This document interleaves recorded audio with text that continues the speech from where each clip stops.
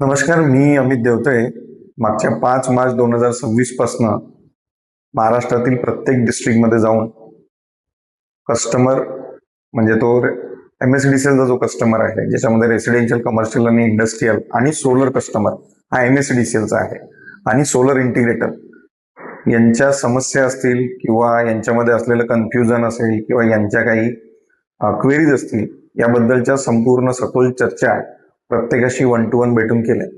याच्यामध्ये असं लक्षात आलं की कन्झ्युमर पण आपल्या राईट्स बद्दल अवेअर नाही आहे आणि सोलर इंटिग्रेटर तर नाहीच आहे की त्यांची जबाबदारी काय. त्यांचं ते एक उद्योजक आहेत, ते एक छोटे MSME आहेत आणि त्यांनी जर का एखाद्या कस्टमरच्या घरावर सोलर लावलेला आहे तर त्यांच्या बाउंड्रीज काय, त्यांनी काय करायला पाहिजे, कन्झ्युमर्सनी काय करायला पाहिजे आणि MSCDCLनी काय करायला पाहिजे, याच्यामध्ये खूप जास्त संभ्रम पूर्ण महाराष्ट्रामध्ये आहे. याच्यासाठी येणाऱ्या काळामध्ये प्रत्येक दिवसामध्ये म्हणा किंवा जसा वेळ मिळेल तसतशी तुमच्यापर्यंत चांगल्या गोष्टी, तुमचे राईट्स हे पोहोचवण्याचा प्रयत्न करेल. आजचा जो व्हिडिओ आहे हा कन्झ्युमरसाठी आणि खास करून सोलर इंटिग्रेटरसाठी आहे की महाराष्ट्रामध्ये मागच्या एका महिन्यामध्ये जे इलेक्ट्रिसिटीचे बिल आलेले आहेत त्याच्यावरती काय करायचं. कन्झ्युमर सोलर इंटिग्रेटरला दोषी धरतोय किंवा MSCDCLचे अधिकारी सांगतात आहे की बाबा पहिले पैसे भरून टाका, नंतर बिल करेक्शन करा, किंवा नुसतं अप्लिकेशन करून एक कोऱ्या कागदावरती कन्झ्युमरनी अप्लिकेशन करून चालणार आहेत का.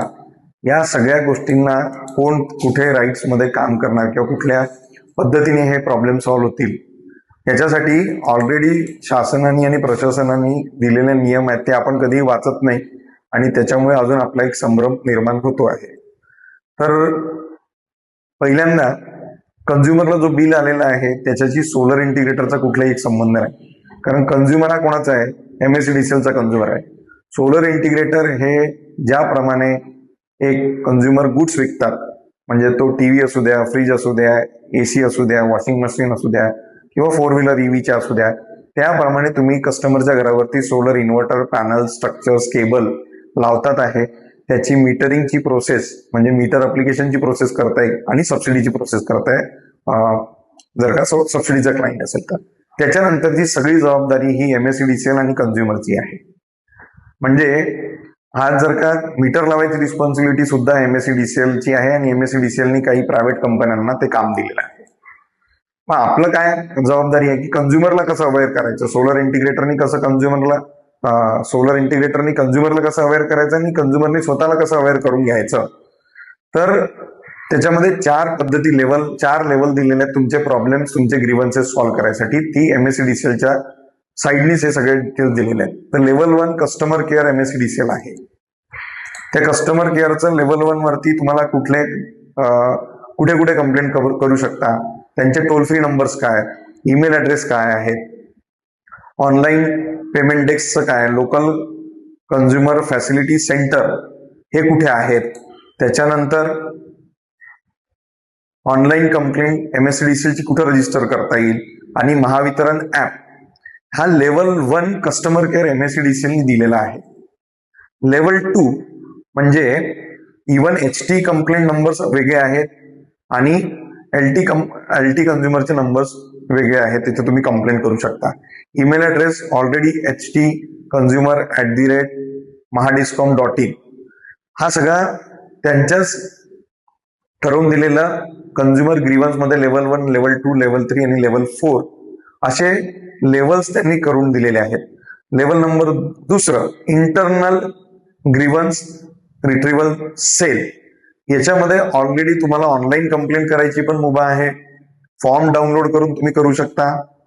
त्याच्यानंतर 3 कन्झ्युमर ग्रीव्हन्स रिट्रीव्हल फोरम, ज्याला आपण CGRF.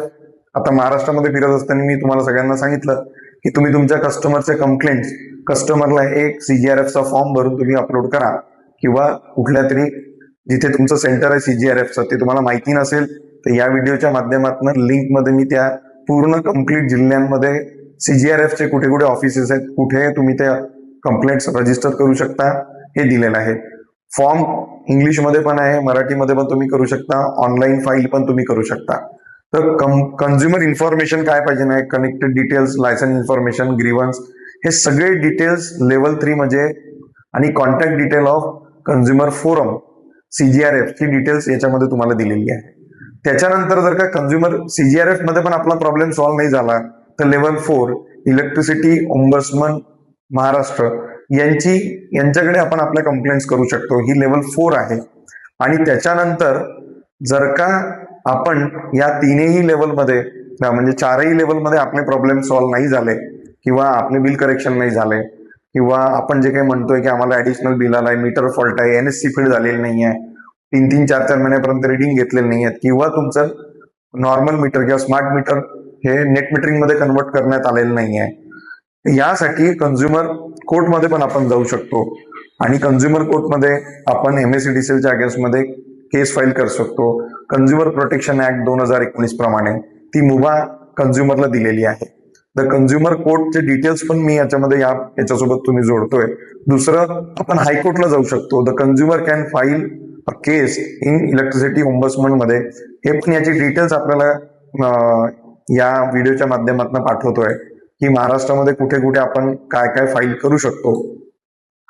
सिटीजन चॅप्टर्स म्हणजे MSEDCLच्या जर का वेबसाईटला गेले तर पुढच्या व्हिडिओमध्ये तुम्हाला detail complete A to Z कसं आपल्याला याच्यामध्ये आपले प्रॉब्लेम्स, इव्हन जे व्होल्टेज महाराष्ट्रामध्ये फिरत असताना सगळ्यांनी सांगितलं की आमचं व्होल्टेज जास्त आहे किंवा व्होल्टेज कमी आहे कंझ्युमरचं आणि त्याच्यामध्ये ऑनग्रीड इन्व्हर्टर बंद पडतो आणि रेसिडेन्शियल असेल, इंडस्ट्रियल असेल किंवा कमर्शियल असेल याच्यामध्ये मोठ्या प्रमाणामध्ये आपले जे जनरेशन व्हायला पाहिजे ते होत नाही आणि त्याच्यामुळे कंझ्युमरचं नुकसान होतं आणि कंझ्युमर सोलर इंटिग्रेटरवरती रोष काढतो की तुम्ही लावलेल्या सिस्टम मधनं 4 युनिटचं जनरेशन म्हटलं होतं ते 2-2.5 युनिटच होत आहे आणि तुम्ही कुठेतरी सिस्टम चुकीची लावली आहे. अशा बऱ्याचशा प्रॉब्लेमचं SOP दिलेलं आहे, म्हणजे स्टँडर्ड ऑपरेटिंग प्रोसेस, आणि त्याच्यावरती पेनल्टी इम्पोज केलेली आहे की जर का कस्टमरला व्होल्टेज प्रॉपर भेटत नसेल तर ती किती पेनल्टी आहे, ते कोणाला अप्लिकेशन करायची आहे, कुठपर्यंत जायचं आहे. नुसतं नेऊन एक थप्पा मारून आणल्याने तुमचे प्रॉब्लेम सॉल्व्ह होणार नाही. तर हा बेसिक व्हिडिओ मी तुमच्यापर्यंत पोहोचवतोय.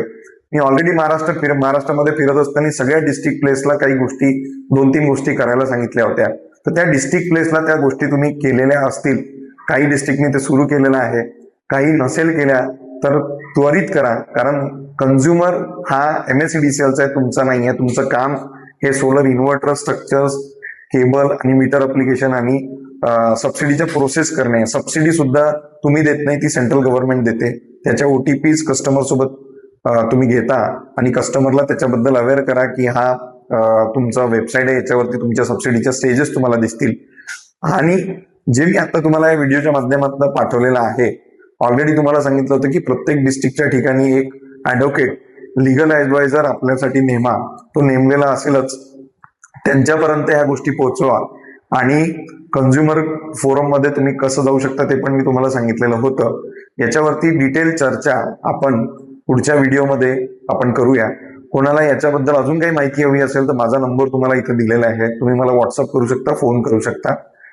कृपया कंझ्युमरला अवेअर करा त्याचे राईट्स काय, आणि सोलर इंटिग्रेटरनी स्वतः अवेअर व्हा की तुमचा स्कोप ऑफ वर्क काय आहे. नुसते पेपर किंवा नुसते अप्लिकेशन्स करून कुठल्याही प्रकारचं तुम्हाला रिलॅक्सेशन मिळणार नाही आणि नेहमी कंझ्युमर तुमच्यावरती रोष काढत राहणार की तुम्ही सोलर लावलेला आहे. तुम्ही एक उद्योजक आहात तर त्या माहितीप्रमाणे फक्त तुमचा स्कोप ऑफ वर्क, तुमची बाउंड्री लाईन्स कुठे आहेत ते तुम्ही स्वतः पण अवेअर व्हा आणि कंझ्युमरला पण अवेअर करा. ज्यावेळेस आपण प्रत्यक्ष आपल्या डिस्ट्रिक्टमध्ये भेटलो, प्रत्येक डिस्ट्रिक्टमध्ये, त्यावेळेस सांगितलं होतं की आपल्या कंझ्युमरच्या कंप्लेंट्स या CGRF मध्ये लॉग इन करून घ्या, आपल्या legal adviser through log in करून. तुम्ही त्याच्यामध्ये पडू नका. या काही केसेस आहेत संबंध महाराष्ट्रामध्ये ज्या कंझ्युमर्सनी लॉग इन केलेल्या आहे CGRF मध्ये, आणि अजूनही वेळ गेली नाही, तुम्ही पण लॉग इन करू शकता. आपले राईट्स आणि कंझ्युमरचे राईट्स हे दोनही समजण्याची जबाबदारी आपलीच आहे. सजग नागरिक बना आणि अशा प्रकारच्या केसेस तुरंत फाईल करून घ्या आपल्या लेवलला. नेक्स्ट व्हिडिओ याच्यामध्ये डिटेल्स SOP काय आहे, किती दिवसामध्ये कुठले प्रॉब्लेम सॉल्व्ह झाले पाहिजे, हा तुमच्यापर्यंत पोहोचवतो. Thank you so much. हा व्हिडिओ मोठा आहे म्हणून हा फेसबुकवरती किंवा युट्यूबवर अपलोड करतोय आणि त्याची लिंक तुमच्यापर्यंत पोहोचवतोय. याच्यामध्ये CGRFचे डिटेल्स, प्रत्येक डिस्ट्रिक्टमध्ये कुठल्या प्रकारचे ऑफिसेस आहेत हे पण याच्यामध्ये दिलेलं आहे. Thank you so much.